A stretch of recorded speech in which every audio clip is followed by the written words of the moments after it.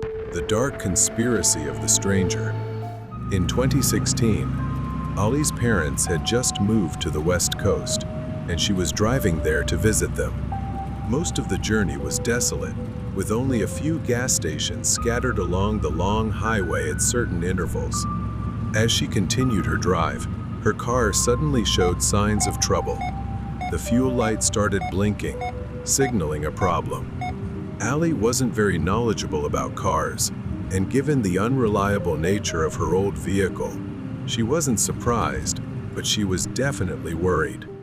She spotted a gas station about 30 miles ahead and decided to keep driving.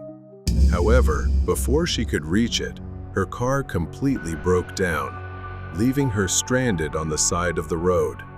With no cell service, Ali had no choice but to hitchhike, something she never thought she'd have to do. Ali stood by the roadside, just waiting. Every 15 minutes or so, a car would pass by, but none stopped. This went on for hours, probably until 2 a.m. or 3 a.m. After waiting for hours in the darkness, she finally saw the headlights of a pickup truck approaching. She assumed it would pass by like all the others, but to her surprise, it slowed down and pulled over. The truck stopped, and the driver was a gaunt man with a long, hollowed face and long black hair that looked slightly unkempt. "Need a ride?" he asked cheerfully, flashing a wide grin.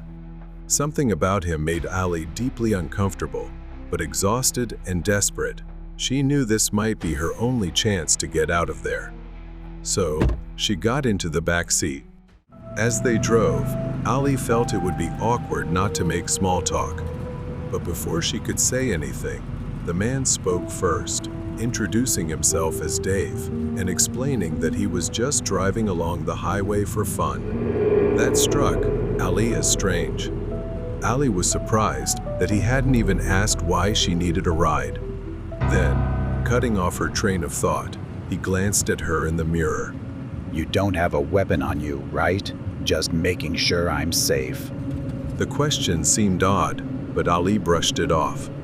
She watched the road pass by, and for the next 10 minutes, neither of them spoke. Her fear grew as they veered off the main highway onto a dirt road. As the truck rumbled down the rough path, a dilapidated farmhouse came into view. Suddenly, the truck came to a halt, and the man immediately opened his door and jumped out. His movements were practiced, too smooth, too confident.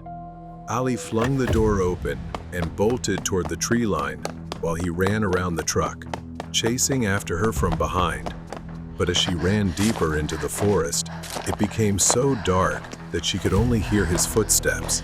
She could no longer see him. Ali's heart pounded as she held her breath, hiding behind the trees, trying not to be found. His footsteps grew closer.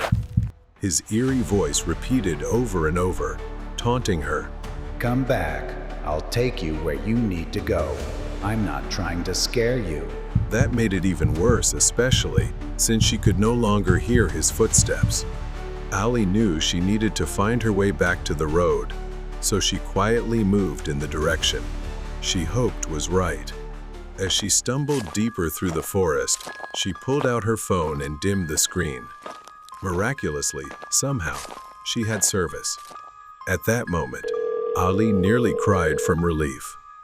She called 911 and asked them to trace her call so they could locate her. Luckily, Ali staggered back onto the main road, exhausted and terrified. Just as she thought she had reached safety, she saw 2 police officers waiting there. The officers searched the house and confirmed that it had been abandoned for years. However, there was no sign of the man or his truck. A few weeks later, at home, Ali started researching and found a local crime blog about disappearances along that same highway. She froze as she saw his face. He was the prime suspect. Authorities had arrested him after linking him to several other disappearances. Though Ali was safe, the experience haunted her, but she felt relieved she had escaped him. The night at the airport. Kevin was always a hardworking guy, juggling a daytime job and night shifts at the airport to earn extra money. Partly, it was convenient because he lived nearby, making the commute easy. It was Kevin's first night shift. The terminal was eerily quiet when he arrived around 1 a.m. The airport manager handed him a set of keys, saying he would return around 4 a.m. Do you have a flashlight? The manager asked. Kevin nodded, assuring him he did, and began his tasks, mopping the floors, inspecting restrooms, and ensuring no pipes were leaking. Everything was so quiet that he could hear the echo of his own footsteps. While wiping down the counters, he glanced out at the silent runway. It was a familiar sight, but tonight, something felt different. Then he heard a woman's laughter from somewhere far away. At first, he thought it was his imagination, but the sound was too distinct to ignore. Is anyone there? Kevin called out, his voice echoing in the empty space. There was no reply. Suddenly, the sound changed. It was no longer laughter, but heavy footsteps coming from the restroom area. He assumed it might be a homeless person who had snuck in. Suddenly, the lights flickered, plunging the hallway into darkness. He grabbed his flashlight and headed toward the source of the noise. The restroom was at the end of the terminal, and his unease grew with each step. He shone his flashlight into the room, but the only thing he saw was a woman with long black hair, standing with her back to him. He couldn't see her face because she was facing away. Excuse me, ma'am. You can't be here. Something was off. She seemed to vanish. He stepped closer, noting strangely that none of the stall doors were closed. Kevin waited a few seconds in the dark with his flashlight before deciding to check for himself. When he reached the last stall, the hair on his neck stood on end. There was no woman. Alone in the restroom, he splashed water on his face, trying to shake off the sleepiness and clear his head. Kevin went out to find the power switch to turn the lights back on, but he froze. On the floor he had just cleaned, there were now dark, blood-like footprints. Sweat began dripping down his forehead as fear took hold. He decided to call his manager, but when he pulled out his phone, there was no signal. The footprints led him to the far end of the airport, near a narrow hallway that descended into the basement. Just before Kevin reached the basement door, he heard something, a heavy, labored breathing. Someone was on the other side. From the darkness, he saw an eye, wide open, with a tiny black pupil staring at him through a crack.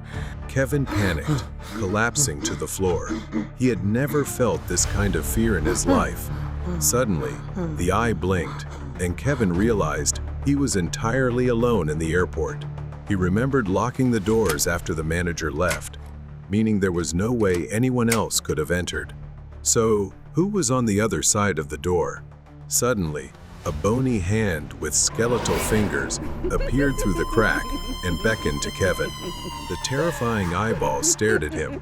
The woman's laughter echoed once more, and then the basement door burst open. Kevin wanted nothing more than to stand and run as a spine-chilling scream erupted, shattering every glass window around him. Kevin shielded his face from the flying shards and began shouting for help. Then, a chilling gust of wind swept over him. He opened his eyes to see a terrifying woman staring directly at him, so close that Kevin could feel her icy breath on his skin.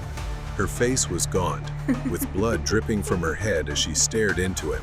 She opened her mouth as if to speak, but only distorted moans escaped.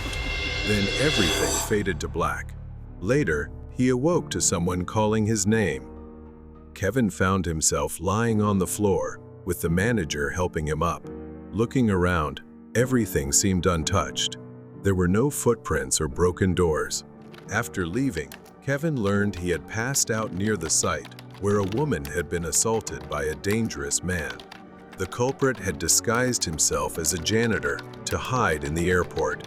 Perhaps Kevin's decision not to follow the ghost into the basement had saved his life. Elevator and warning from the 9th aisle floor. Michael was invited for an interview at a building. hoping this would be a fresh opportunity for him.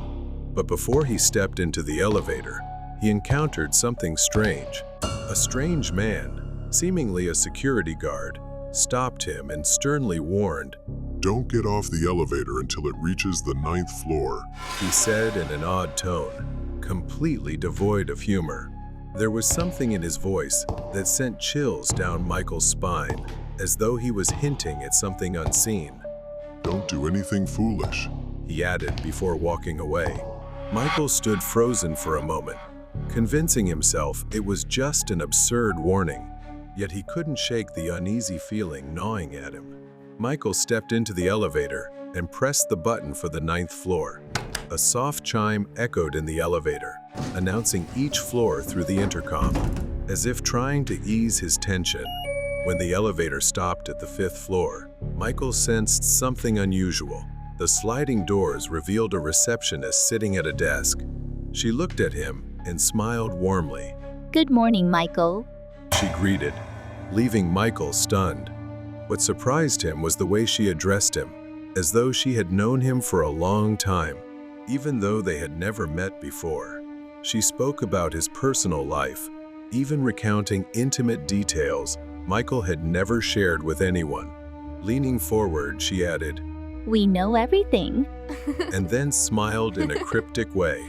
The doors closed before he could respond, and the elevator shuddered as it ascended. When the elevator reached the 11th floor, the doors opened, and an elderly woman stepped inside. She glanced at Michael, then turned back to stare at the elevator buttons. She said firmly, I want to go to the 2nd floor. However, Michael objected, advising her against going there. Nonsense. Pressing the button for the 2nd floor herself.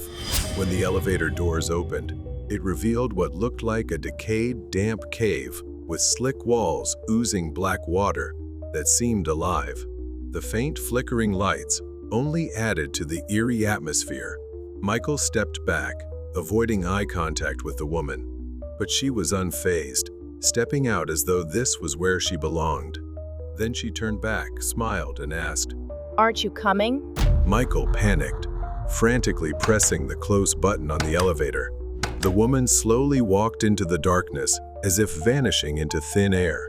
But things did not end there.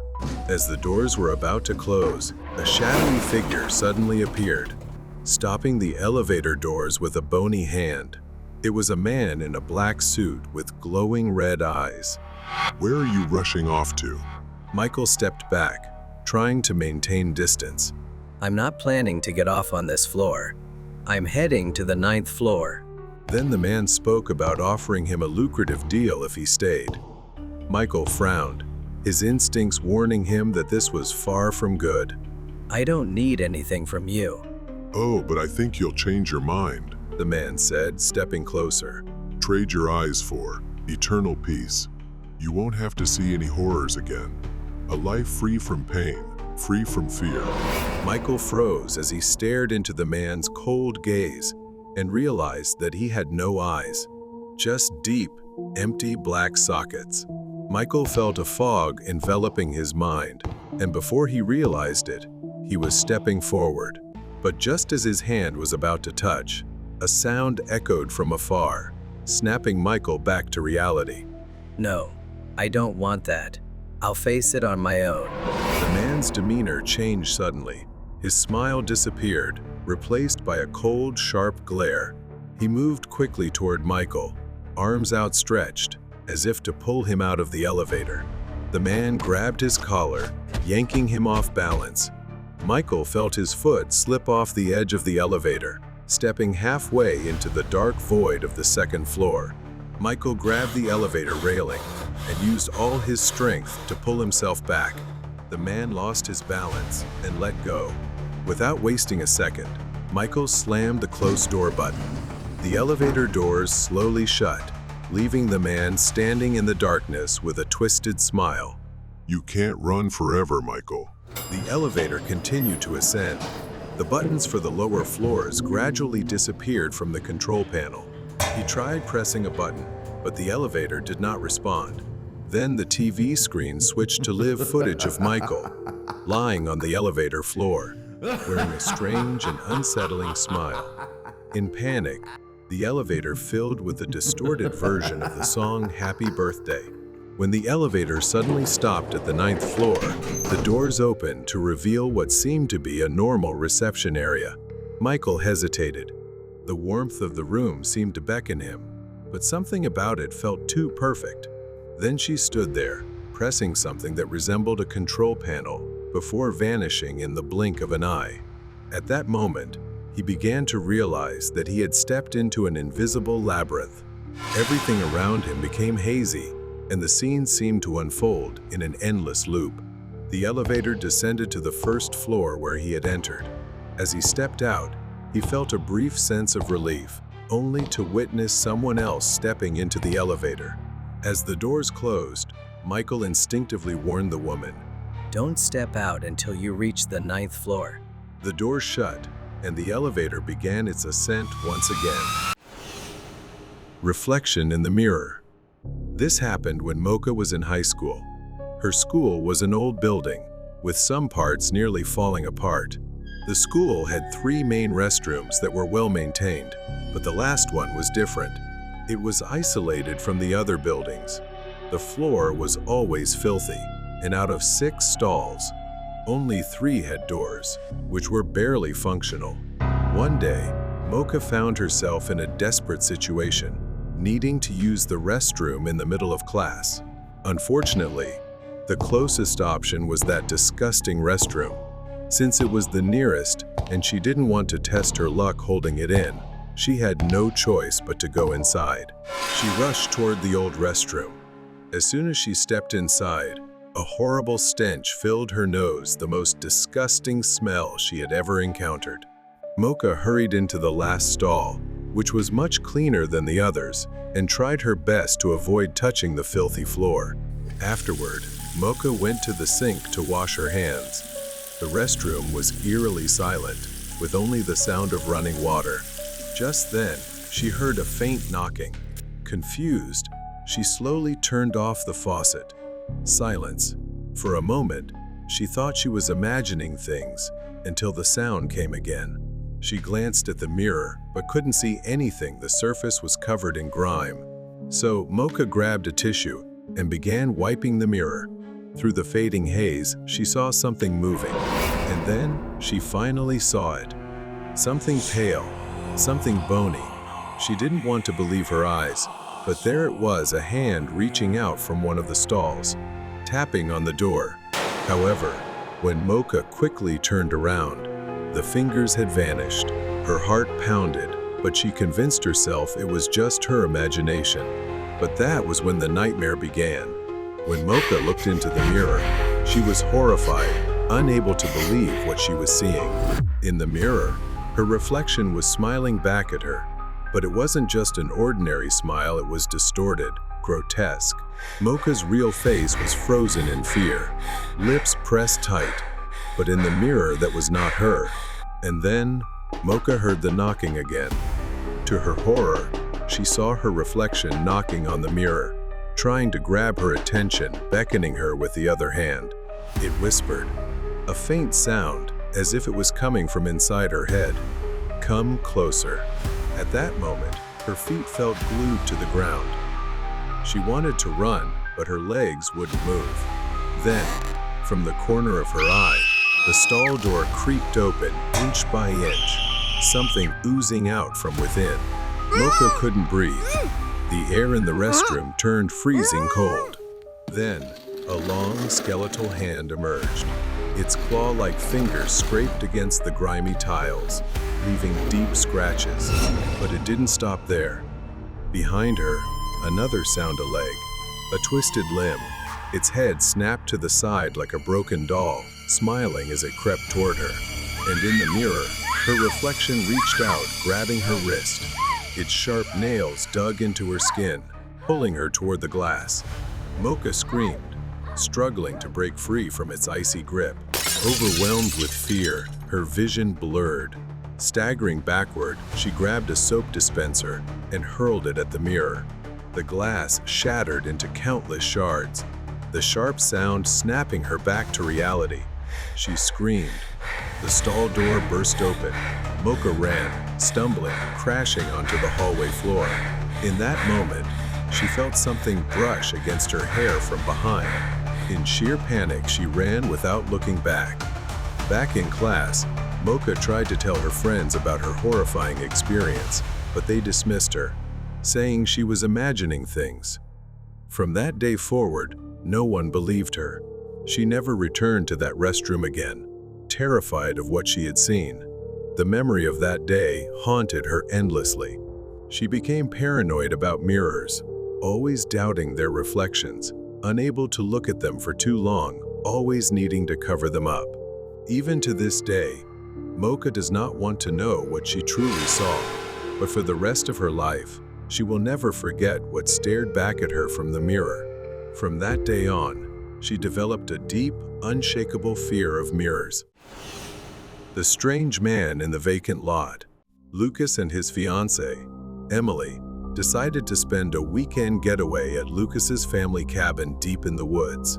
They enjoyed outdoor activities like hiking, fishing, and four-wheeling, making the most of the peaceful atmosphere the cabin provided.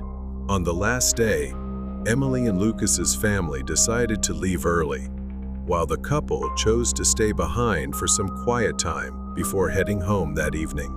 As the sun set, Lucas and Emily packed their belongings into the truck and began driving down the dirt road leading out of the property.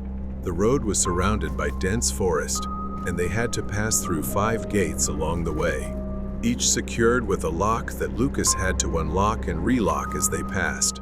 When they reached the 4th gate, something felt different. It was located in a large clearing, allowing the landscape to be clearly visible under the moonlight. Still, something about it unsettled him, as if an unseen threat lurked nearby. He unlocked the gate and drove through, but as he turned back to lock it again, he noticed a strange light in the distance. A flashlight beam flickered through the trees, and the silhouette of a man appeared. Lucas hesitated, watching the figure for a moment, but dismissed it, assuming it was just another property owner. However, just as Lucas began locking the gate, he heard a voice calling for help. Squinting into the darkness, he called out, "Hey, are you okay?" and slowly stepped toward the flashlight. At that moment, the flashlight jerked wildly in all directions. Lucas could see the figure sprinting toward them, but the man wasn't shouting, he was just running. The man was dressed in dark clothing and carried a backpack. Panic surged through Lucas, and he rushed back to the truck. He jumped in and sped off, trying to stay calm, telling Emily that he had just been startled. He drove about a quarter of a mile before reaching the final gate. Putting the truck in park, he hesitated for a moment, glancing back toward where he had seen the man. Seeing nothing, he stepped out and walked toward the gate. Then, in the distance, a flickering light appeared again. It was him. The man was coming. He appeared once again, sprinting toward them. Summoning his courage, Lucas shouted, "Do you need help?" hoping the man would stop and respond. But nothing changed. But this time, he didn't run toward Lucas like before. Instead, he charged straight at the truck where Emily was sitting. She was in danger. Emily, now seeing the man in the rearview mirror, asked Lucas to check if he needed help. Lucas called back, revealing his earlier encounter, and they both realized the man was likely chasing them. This was a serious threat. Lucas, we have to go. Emily screamed.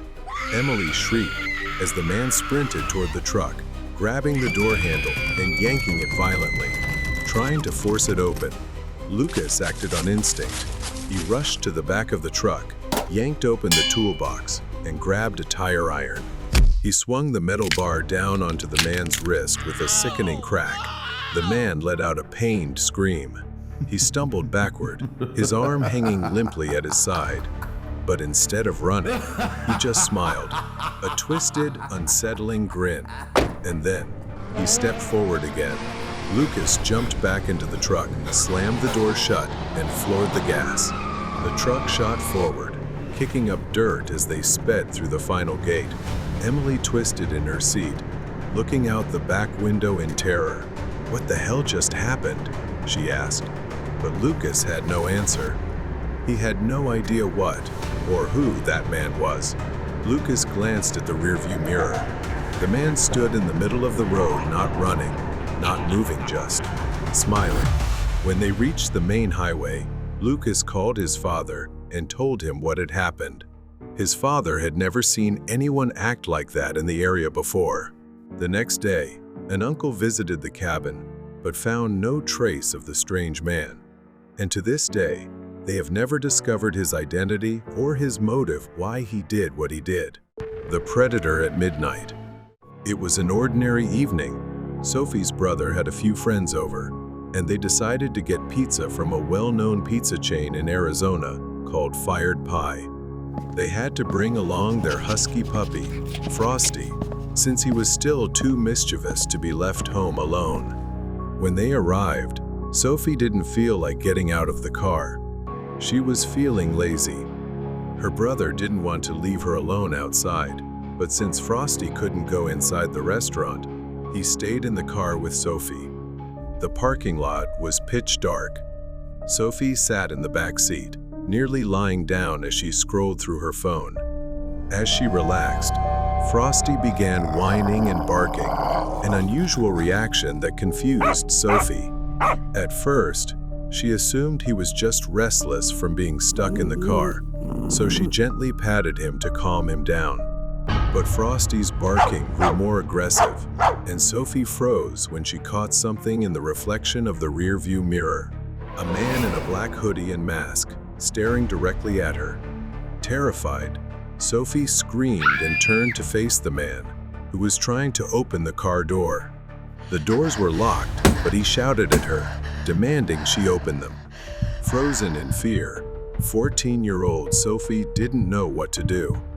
Frosty stomped on her as he barked furiously at the man, snapping Sophie back to reality if she didn't act fast. Something terrible was going to happen. Sophie mustered the courage to react. In a moment of panic, she told the man to leave and threatened to call the police if he didn't. A strange silence followed, making Sophie believe the man had left. As she looked around, she saw nothing. No one was there. So she decided to get out of the car and run toward the restaurant, with Frosty by her side. However, as Sophie ran toward the restaurant, someone grabbed her from behind, covering her mouth with a cloth. The last thing she saw before everything went black was Frosty bolting toward the restaurant, barking frantically. Then, Sophie lost consciousness. Later, Sophie woke up in a hospital bed, her body aching and disoriented, as if she had been tossed around. Sophie looked around and saw her mother and brother, both visibly worried. She asked them what had happened and learned that Frosty was the hero that night. They told her that Frosty had run to the restaurant entrance, catching the attention of the staff. As Frosty barked and drew attention, Sophie's brother sensed that something was wrong and rushed toward the parking lot. Upon reaching the parking lot and not seeing Sophie inside, he immediately began calling the police. Then, once again, Frosty barked at something. Seeing Frosty's urgency, he followed the dog. Frosty sniffed around and led him to a suspicious-looking truck parked nearby. Her brother walked around the vehicle to look inside and saw blood on the back door of the truck. Inside, he saw Sophie tied up with rope and gagged. Suddenly, the attacker emerged from around the truck, holding a knife. Frosty barked fiercely, once again warning him of the danger. Danger was imminent. He turned just in time to see the man charging at him with a blood-stained knife.